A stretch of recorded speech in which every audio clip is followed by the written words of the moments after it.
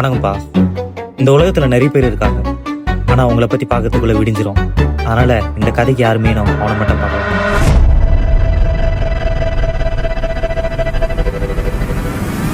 இதோ இவரு தான். ஒவ்வொரு மனுஷன் வாழ்க்கையிலயும் எதனா ஒண்ணு நடக்கும். ஆனா இவருக்கு எதுவுமே நடக்காது. அதையும் மீறி எதனா ஒரு வாழ்க்கையில் நடந்துச்சுன்னா அது என்ன ஏதுன்னு யோசிச்சு யோசிச்சு இங்க நடக்க போறதே நாசமாக்கிடுவாரு. சரி வாங்க, என்ன நடக்க போகுதுன்னு பார்ப்போம்.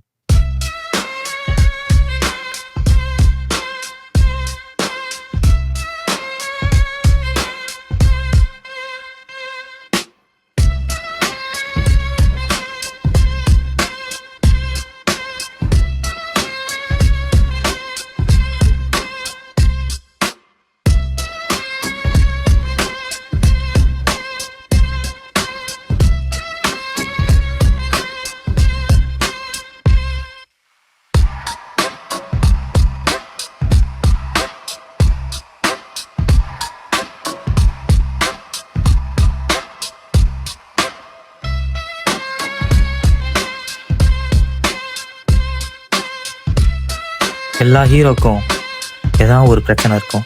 அது அவனோட எதிராளியா இருக்கலாம், காதலியா இருக்கலாம், குடும்பமா இருக்கலாம், தந்தையா இருக்கலாம், எதுவாக வேணா இருக்கலாம். ஆனா இவருக்கு அவரே தான் பிரச்சனை. அவர் மூளையும் தான் பிரச்சனை.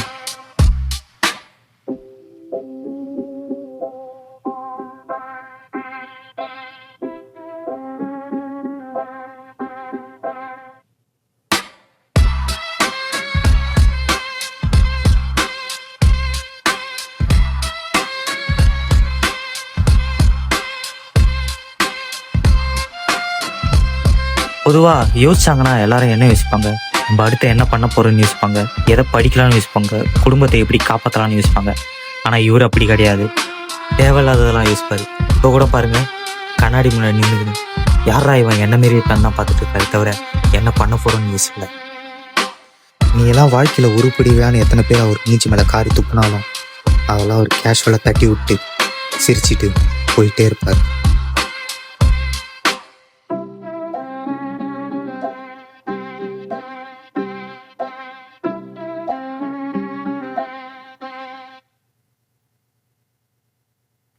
இந்த பிரச்சனைலாம் எங்க இருந்து ஆரம்பிக்குது? தனிமை. ஒரு மனுஷனோட தனிமை. ஒரு மனுஷன் வேலைக்கு போயிட்டு திரும்ப வீட்டுக்கு வரும்போது அவங்ககிட்ட சிரிச்சு பேசுறதுக்கோ இல்லை அவனோட லைஃபை ஷேர் பண்ணிக்கிறதுக்கோ அவன் கூட யாருமே இல்லைன்னா இந்த உலகத்துல அவன் இருக்கிறதுக்கான அர்த்தமே இல்லை. ஆனா இவன் அந்த வழியெல்லாம் தாங்கிக்கிட்டு இன்னும் சில கையில பிடிச்சிட்டு இருக்கான். ஏன்னா அவனுக்கு ஒரு கனவு இருக்கு. அதை எப்படி முடிக்க போறோன்னு தெரியல, யோசிச்சுட்டு இருக்கான்.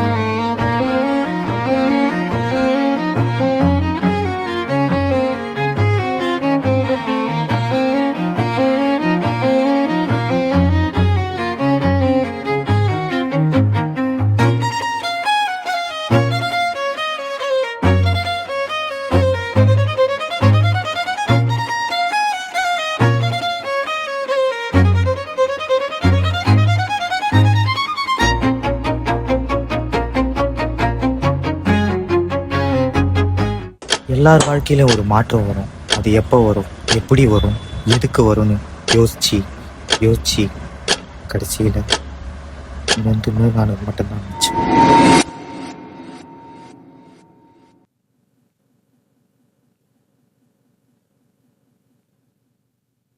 ஒவ்வொரு நாளும் ஏஞ்சிக்கும் போது இந்த நாள் அப்படி இருக்குமோ, இல்லை இந்த நாள் இப்படி இருக்குமோ, இல்லை இந்த நாள் நல்லா இருக்குமோ அப்படின்னு தினமும் யோசிச்சு யோசிச்சு யோசிச்சு ஒரு நாள் நீங்களே உங்களை கேட்டுக்கோங்க. ஏன், எதுக்கு, எதனால, எப்படி, இவ்வளோ கற்பனை. அப்போ உங்களுக்கு ஒரு பதில் கிடைக்கும். அந்த பதிலை நோக்கி ஓடுனீங்கன்னா உங்களை வெற்றி பாதைக்கு அது கொண்டு போவோம் அப்படின்னு சொல்லிக்கிட்டு நம்மள மனசை தேத்திக்க வேண்டியதுதான். பட் ட்ரை பண்ணுங்க, அது கொண்டு போவோம். இவனை பார்த்தா பாவமா இல்லை, டெய்லியும் மறுபடியும் ஒரே வேலையை பண்ணிக்கிட்டு பிடிச்சி அவனோட அந்த வாழ்க்கையை அழகா பேசல கட்டு போறான். பார்த்தீங்களா, அவன் ஓவர் திங்கிங் பண்றதுனால அவன் தொல்லை தாங்க முடியலன்னு ஒரு நாள் குடிக்க ட்ரை பண்ணான். இப்ப அவன் என்ன யோசிக்கிறான் தெரியுமா? இதை வாங்கின்னு வந்துட்டோம், இதை குடிக்கலாமா வேணாமா, இல்லை இதை குடிச்சிட்டு வாந்திக்கு எதனா வீட்டில் எடுத்து வச்சிருக்கணுமா, இல்லை ஹேங் ஓவர் படத்துல வர மாதிரி அட்ராசிட்டி பண்ண ஆரம்பிச்சிருவோமா, இல்லை எடுக்கும் போது கை கால்லாம் உதறுமா, இல்லை குடிக்கும் போது இந்த மாரி எதனா ஆகுமா, யோசிச்சு யோசிச்சு கடைசியில் வெறுத்துட்டான். சி, இதுக்கோசம் நம்ம இவ்வளோ கீழ்த்தனமா இறங்கிட்டோமே அவனா கோப்பட்டு இதை தூக்கி அடிச்சான்.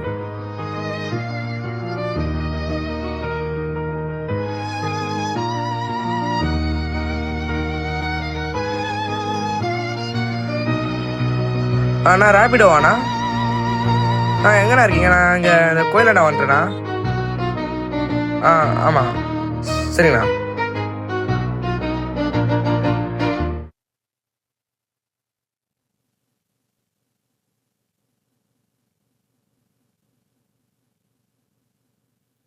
இப்ப அவன் என்ன யோசிக்கிறான்னு உங்களாலே கணிக்க முடியும். அதோ தூரத்துல வருது அந்த வண்டி. டக்குன்னு பிரேக் பிடிக்காம அந்த காய்கறி அண்ணனை ஏத்திடணும்.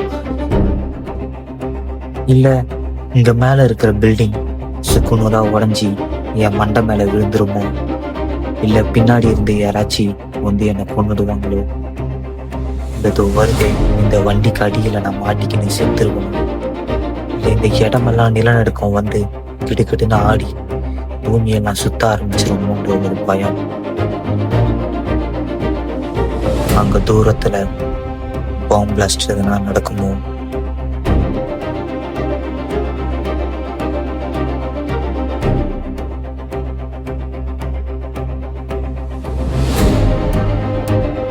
அதோ மேல துணி காய போட்டிருக்காரு அந்த அண்ணன். டக்குன்னு அங்கிருந்து எகிரி கீழே குதிச்சிருவாரு.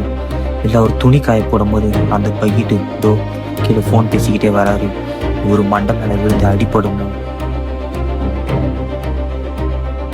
துணி காய போல அவரும் கீழே நிற்கிறார். விழுந்துரும், தப்பிச்சிருவாரு. விழுந்துருச்சு.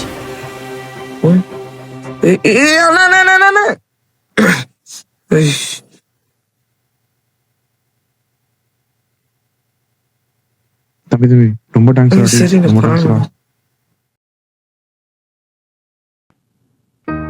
இது ஒரு சின்ன உழைப்பு தான், ஆனா அதுக்கு ஒரு ஃபேஸ்ல ஒரு சந்தோஷத்தை பார்த்தேன். இத்தனை நாளா ஒருத்தனுக்கு ஒருத்தன் குறை சொல்லிக்கணும், ஒருத்தனுக்கு ஒருத்தன் திட்டிக்கணும், கஞ்சத்தனம் பட்டுக்கணும், அடுத்தவங்க சொத்துல எப்படி மண்ண மாதிரி போடலாம், அடுத்தவங்க குடி எப்படி கெடுக்கலாம்னு யோசிக்க தெரிஞ்சு நம்மளுக்கு. அடுத்தவன் நல்லா இருக்கணும்னு யோசிக்க தோணலையே. 4 பேருக்கு நல்லது பண்ண யோசிங்க, சந்தோஷம் தானா கிடைக்கும். அவன் ஓவரா யோசிக்கிறத ஒரு வியாதியா பார்த்தான், ஆனா அதுதான் அவனுக்கு சந்தோஷம் தருது. ஒருத்தனுக்கு ஒரு பிரச்சனை வருதுன்னா அதை வெறும் பிரச்சனையா பார்க்காதீங்க, அதை சந்தோஷமா ஏத்துக்கணும். அந்த பிரச்சனை தானா முடியும். இப்படிக்கு